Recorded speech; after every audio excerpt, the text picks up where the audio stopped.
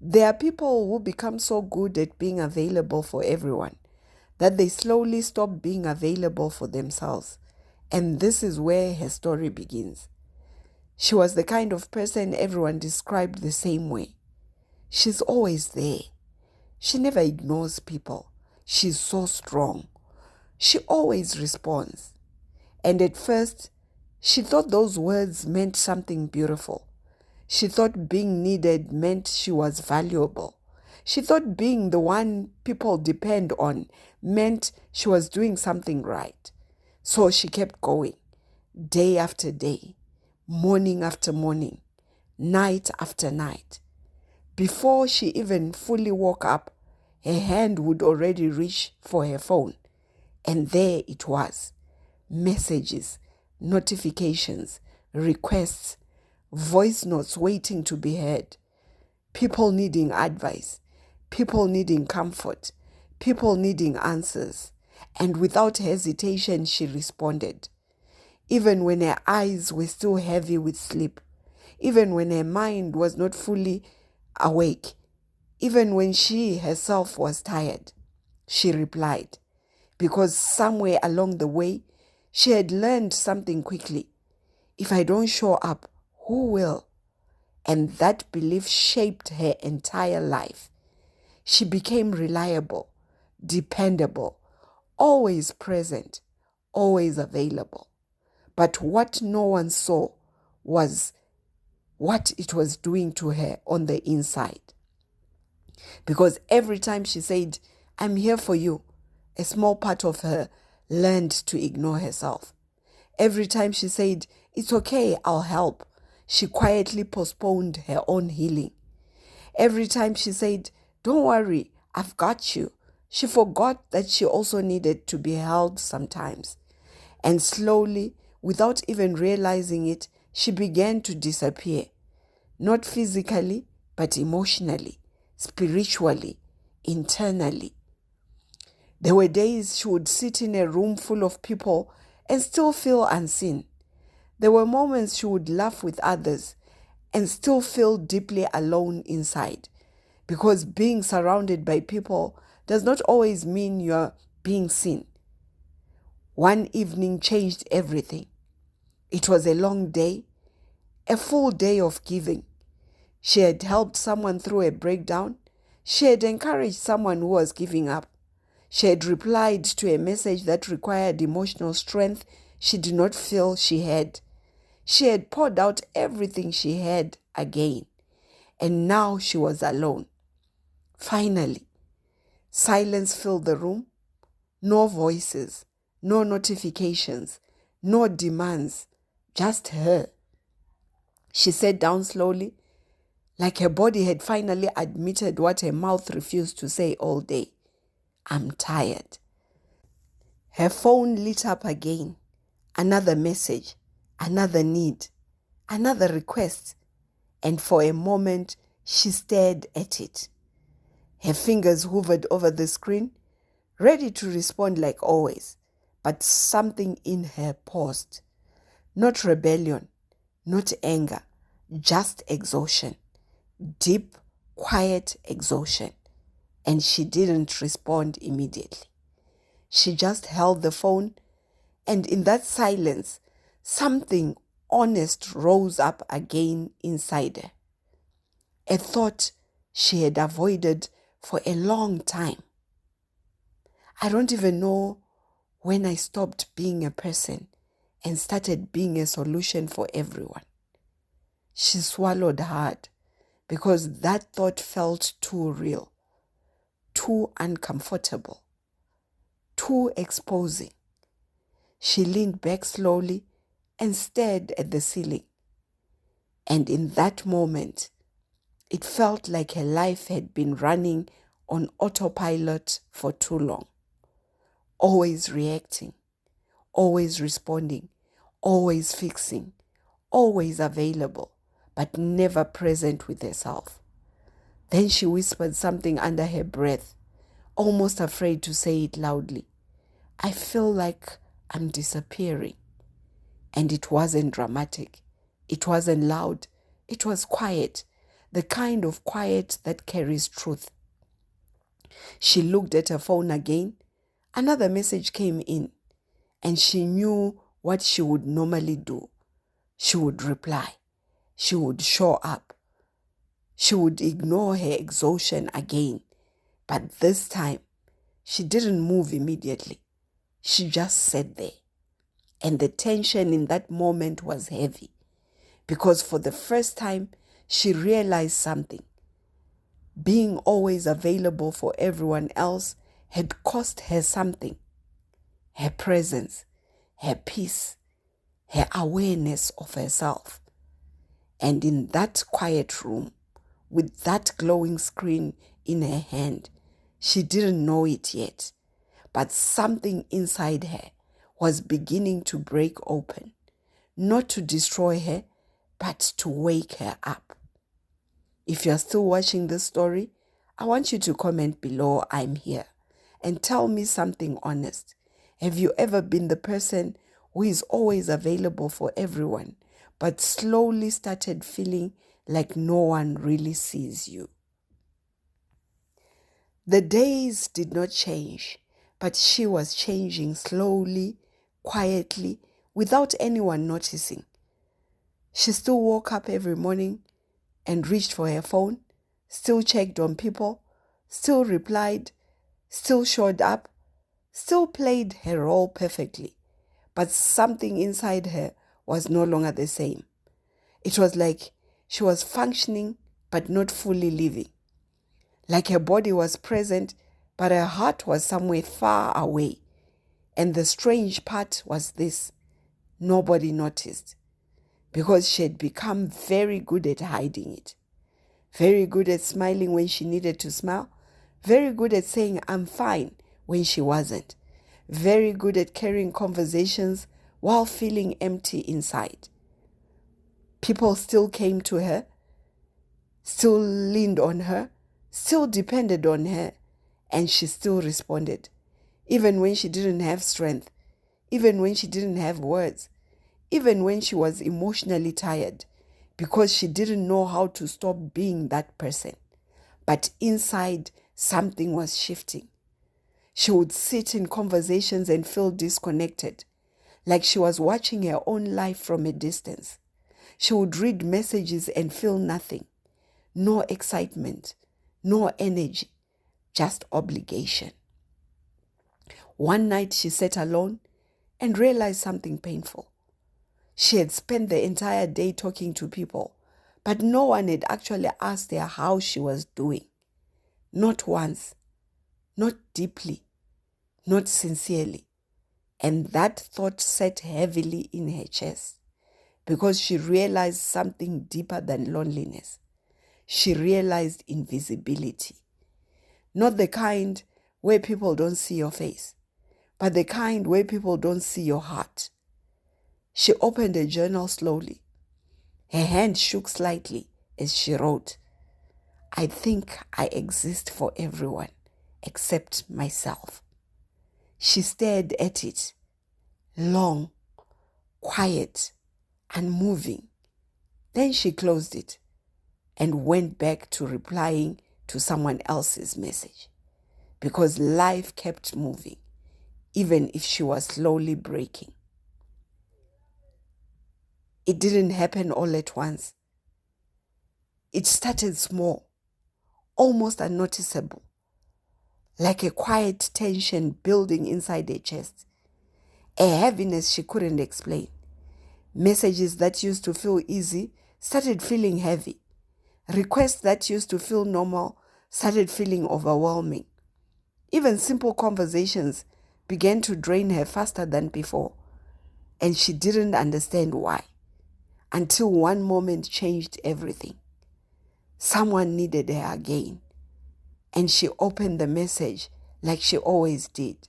But this time, she didn't respond immediately. She stared at it longer than usual, and something inside of her whispered, "I can't." It was the first time she had ever thought that, and immediately guilt followed, because her identity had been built on being available. So not responding felt selfish. It felt unfamiliar. But the pressure inside her had reached a point where something had to give. That evening, she broke down quietly.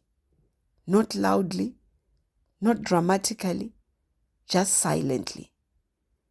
Tears falling without warning, hands covering her face, trying to hold herself together in a room where no one could see her. And through the tears, she whispered something she had never said before. I don't think I can keep doing this. Then immediately, she corrected herself. I'm not allowed to break. Because somewhere inside her, she believed that strength meant never falling apart. But that night, she was falling apart anyway. After that moment, something shifted. Not completely, but enough to be noticeable. She started withdrawing slightly. Not from hate, not from pride, but from exhaustion. She didn't respond as fast. She didn't engage as deeply. She didn't carry conversations with the same energy, and people noticed. She's different. She's not the same anymore. She's becoming distant. But no one understood what was happening inside her. Inside, she was empty. Not empty of love, but empty of capacity.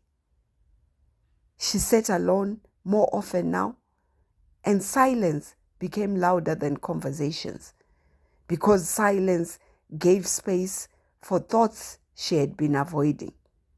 Thoughts like, I'm tired. I can't keep holding everyone.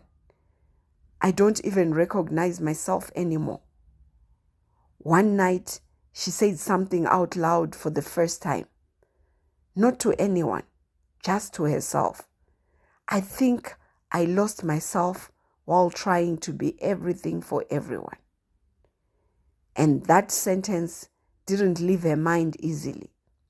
It stayed, echoing, repeating, like truth finally refusing to stay hidden.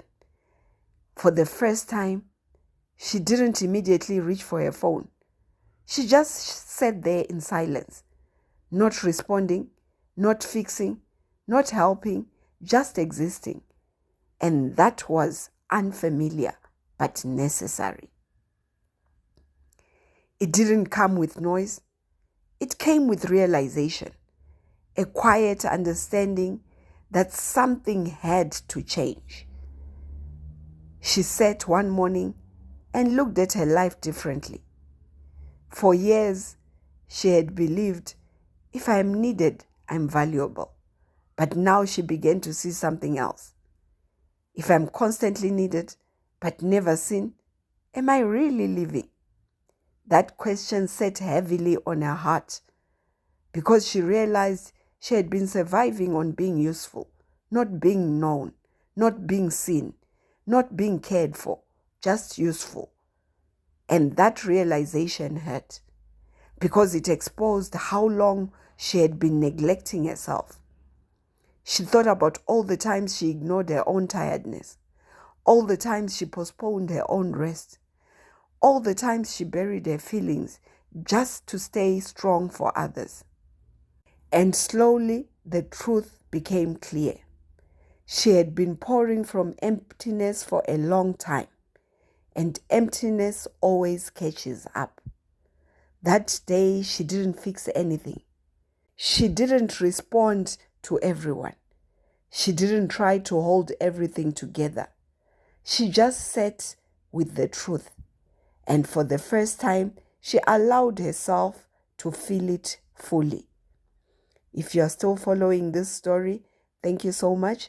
I would love to hear from you. Please let me know where you're watching from.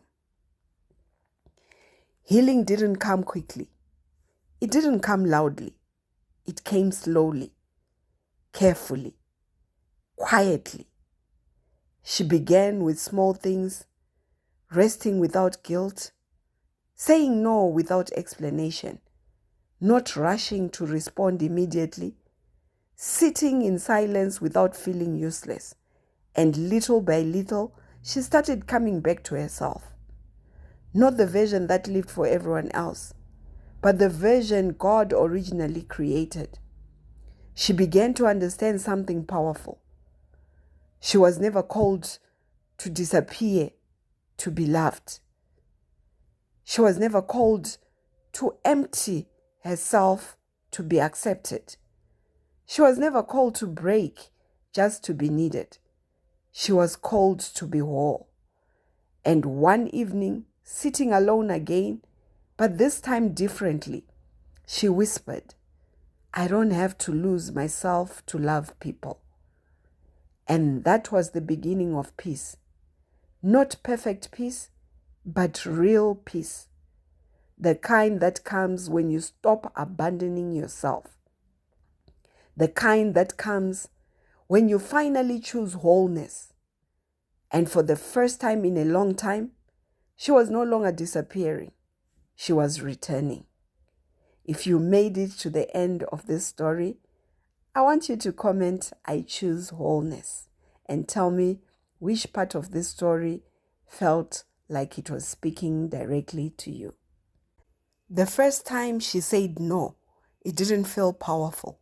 It felt terrifying because for years, yes had become automatic. Yes, I'll help. Yes, I'm available. Yes, it's okay. Yes, I can handle it.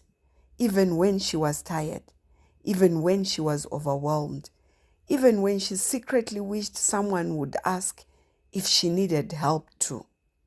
So when the message came that afternoon, her body reacted before her mind did. Her fingers almost typed the usual response, but something inside her paused. Not anger, not bitterness, just honesty. For the first time in a very long time, she admitted to herself, "I don't have the strength for this right now." And slowly, nervously, she typed, "I'm sorry, I can't today." She stared at the message for almost a minute full before sending it. Her heart was racing. Her chest felt tight. Why did something so small feel so heavy? Then she pressed send, and immediately guilt flooded her. She threw her phone onto the bed like she had done something wrong. Her mind started attacking her instantly. "You're selfish. You're becoming cold. What if they think you don't care anymore? What if you hurt them?" And the worst part was this. A part of her actually believed those thoughts. Because when you spend years tying your worth to being available, boundaries feel like betrayal. She paced around the room restlessly, picked up her phone, put it down again, opened the chat, closed it again, and suddenly she realized something painful. She had spent so much time making sure everyone else was comfortable that she never learned how to choose herself without guilt. That night, she sat quietly and whispered, "Why does protecting myself feel wrong?" And in the silence, she began to understand, because she had been taught that love meant self-abandonment. If you're still watching, comment "Boundaries are hard," and tell me honestly, have you ever felt guilty for choosing yourself? At first, people were understanding, or at least they pretended to be. But slowly reactions began changing. "You have changed. You are distant lately. You don't make time for people anymore." And every comment felt like a small knife twisting inside her chest, because she was trying to heal, trying to breathe again, trying to stop disappearing inside everyone else's needs. But people only saw the difference, not the reason behind it, and that was painful. One evening, she sat staring at old messages and noticed something she had ignored for years.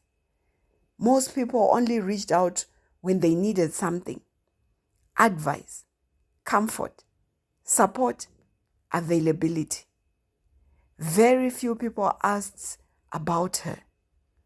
Very few checked on her heart. Very few noticed when she was drowning quietly. And suddenly a heartbreaking thought crossed her mind. Maybe some people only loved the version of me that had no boundaries. The version that never said no. The version that sacrificed herself constantly. The version that was always emotionally available no matter how tired she was. And realizing that broke something inside her, because she understood now some connections survive on access, not love. And when access changes, people reveal what they truly valued. That night, she cried again, not because she regretted healing, but because healing was exposing truths she wasn't ready to face. I want you to comment below, healing changes relationships, and tell me, have you ever noticed people reacting differently once you started protecting your peace? The silence became unfamiliar. For years, her life had been full of noise, constant messages, constant conversations, constant emotional responsibility. But now things were quieter. And at first, the quiet felt lonely, painfully lonely, because she realized something she had never noticed before. She didn't actually know herself outside of being needed. Who was she when nobody needed saving? Who was she when she wasn't fixing problems? Who was she when she wasn't carrying people emotionally? The questions unsettled her deeply. One afternoon, she sat alone with the Bible open beside her. No notification, no urgent messages, no emotional emergencies, just stillness. And for the first time in years, she didn't know what to do with herself, because she had spent so much time pouring outward. She had neglected her inner world completely. She didn't know what rested version of herself looked like, didn't know what peaceful felt like, didn't know how to exist without constantly earning her place in people's lives. And that realization made her cry quietly. Not dramatic tears, just soft grief. The grief of realizing how long she had abandoned herself. But somewhere in that loneliness, healing quietly began, because for the first time, she was finally meeting herself honestly. I want you to comment, "I'm learning myself again," and tell me, do you think people sometimes lose themselves while trying to be everything for others? The deeper she reflected, the more she realized something heartbreaking. She had confused exhaustion with love. Somehow she believed that constantly draining herself proved she cared. That overextending herself meant she was a good person. That saying yes to everyone made her valuable. But now she saw the truth clearly. Love was never supposed to destroy her. Real love does not require self-erasure. Real love does not demand that you abandon your peace completely. And suddenly memories came flooding back. All the times she ignored her own needs, all the times she forced herself to keep going while emotionally exhausted, all the times she stayed available because she feared disappointing people. And she whispered softly, "I thought burnt out meant I was loving well." But it wasn't love. It was survival. It was fear. Fear of rejection. Fear of being unnecessary. Fear that if she stopped giving constantly, people would stop choosing her. And maybe that was the deepest wound of all. She had spent years trying to earn love through sacrifice. But healing was teaching her something different now. You should not have to destroy yourself to feel worthy. Some people drifted away quietly, not dramatically, just slowly, less calls, less messages, less connection. And although she expected it, it still hurt, because healing has a painful stage nobody talks about. The stage where your old life no longer fits you, but your new life still feels unfamiliar. And in that space, loneliness can feel overwhelming. There were nights she questioned herself, wondered if she was becoming selfish, wondered if healing was worth the distance it created. But deep inside, she also noticed something else: peace. Small pieces of peace returning slowly. She slept better now. Her thoughts were calmer. Her body felt lighter. And for the very first time in a long time, she could hear herself think clearly. That's when she realized peace and loneliness are not the same thing. You can lose noise and still gain healing. You can lose unhealthy access and still gain yourself back. And maybe that was what was happening now. She wasn't losing herself anymore. She was returning to herself. She was softer now, not weaker, just softer, calmer, more aware. She no longer rushed to rescue everyone, no longer panicked when people were disappointed in her boundaries, no longer measured her worth by how emotionally available she could be. And honestly, she barely recognized the old version of herself anymore. The exhausted girl who constantly abandoned herself for acceptance. The girl who thought love had to hurt. The girl who disappeared trying to keep everyone else whole. She still cared deeply, still loved people, still helped when she genuinely could, but now she also protected herself, protected her peace, protected her healing, protected her relationship with God. And one evening, standing in front of the mirror quietly, she smiled softly and whispered, "I stopped shrinking myself just to make others comfortable." And for the very first time, those words felt true. Not forced, not rehearsed, true. Because healing had changed her. Not into someone cold, but into someone whole. If you made it to the end of part 2, I want you to comment, "I choose peace," and tell me which episode spoke to your heart the most. At first, peace felt unfamiliar to her, almost uncomfortable, because she had spent so many years surviving in emotional chaos that calmness felt unnatural. No constant pressure, no endless emotional emergencies, no feeling of needing to rescue everyone, and strangely, the silence made her anxious at first. She would wake up and instinctively reach for her phone, expecting stress, expecting demands, expecting heaviness.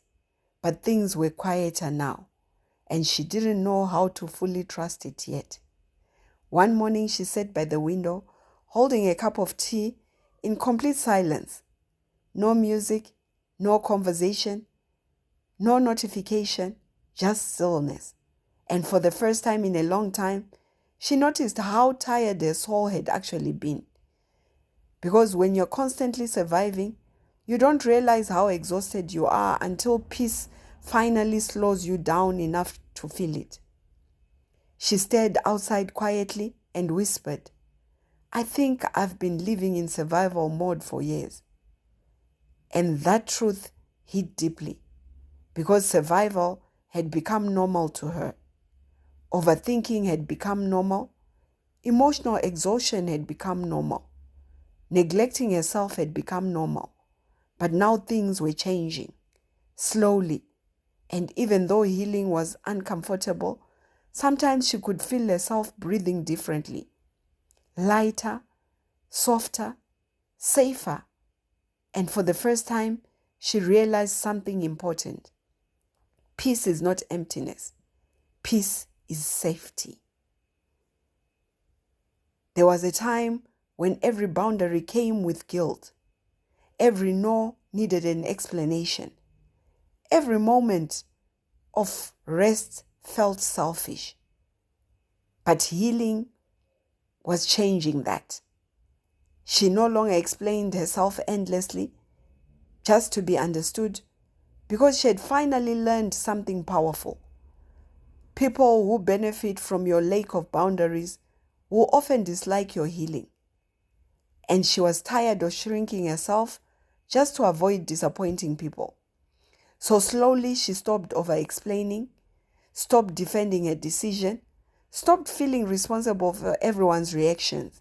And honestly, that was difficult, because she was used to carrying emotional responsibility for everybody, used to making sure everyone else felt comfortable, even at her own expense.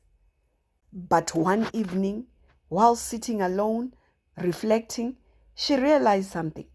She had spent years abandoning herself, trying to avoid being misunderstood, and it had cost her peace. So this time she chose differently, not harshly, not angrily, just firmly, calmly, wisely. And although some people called her distant, for the first time she felt emotionally safe inside herself. If you're still with me, I want you to comment, "Boundaries protect me." And tell me, do you struggle with feeling guilty when you say no? Healing surprised her in one unexpected way. It brought grief, not just grief over people, but grief over herself. The younger version of herself, the exhausted version, the version that believed love had to be earned through suffering. Some nights she cried for the girl who never rested, the girl who constantly overextended herself trying to feel valuable, the girl who ignored her own pain because she thought everyone else mattered more. And one night, while sitting on her bedroom floor quietly, she whispered, "You deserved better too." And suddenly tears came again, because she realized something heartbreaking. She had shown compassion to everyone except herself. She had been patient with everyone except herself. She had protected everyone except herself. And now healing required her to finally face that truth honestly. But this time, the tears felt different. Not hopeless, not empty. They felt cleansing, like her soul was finally releasing years of emotional weight she had never meant to carry alone. And slowly compassion towards herself began growing. Not pride, not selfishness, just gentleness. The kind she had always given others, but never herself. One of the hardest lessons healing taught her was this: not everyone deserves unlimited access to you. For years, she believed being loved meant always being available, always answering, always giving people access to her time, her energy, her emotions, and her peace. But now she understood something differently. Access is earned through care, respect, not demanded through guilt. And suddenly, she became more aware of patterns. Who only came around when they needed something? Who disappeared when she needed support? Who drained her emotionally but never poured back into her? And instead of forcing herself to tolerate it, she started creating distance. Quietly, without drama, without announcements, because maturity had taught her something powerful. You do not need conflict to create boundaries. Sometimes peace simply requires distance. And honestly, that realization changed her life, because she stopped trying to save relationships that constantly exhausted her, stopped forcing connections that only survived through her overgiving, stopped carrying people who refused to carry themselves, and slowly her life became lighter. Before healing, she constantly chased. She chased conversations, chased reassurance, chased people emotionally, always trying to maintain connection, always trying to make relationships work, even one-sided ones. But now she was tired, not bitter, just aware. Aware that genuine relationships do not require constant self-abandonment to survive. So she stopped chasing. She stopped forcing. She stopped overextending herself, trying to keep people close. And something surprising happened. The people who genuinely valued her remained. The people who only valued convenience slowly faded away. And although that hurt, it also brought clarity. Because for the first time, relationships felt mutual, balanced, healthy, safe. And she realized real love does not constantly leave you emotionally exhausted. Real connection does not require you to disappear inside it. And that understanding brought peace she had never known before. She still loved deeply, still cared deeply, still helped people, but now she also loved herself enough to stop abandoning herself. And honestly, that changed everything. Her laughter became lighter, her prayers became more honest, her mind became quieter, her life became softer, not perfect, but peaceful. And one evening, while walking home slowly beneath the evening sky, she realized something beautiful. She was no longer surviving. She was finally living. Not for people's approval, not for validation, not to feel needed, but from wholeness, from healing, from peace. And standing there quietly, she smiled softly and whispered, "I finally found my way back to myself." And this time, she promised herself something important. She would never disappear again just to make others comfortable again. If you made it to the end of this series, I want you to comment, "I choose peace, healing, and wholeness." And tell me which part of the entire journey spoke to your heart the most. Thank you so much for following. God bless you.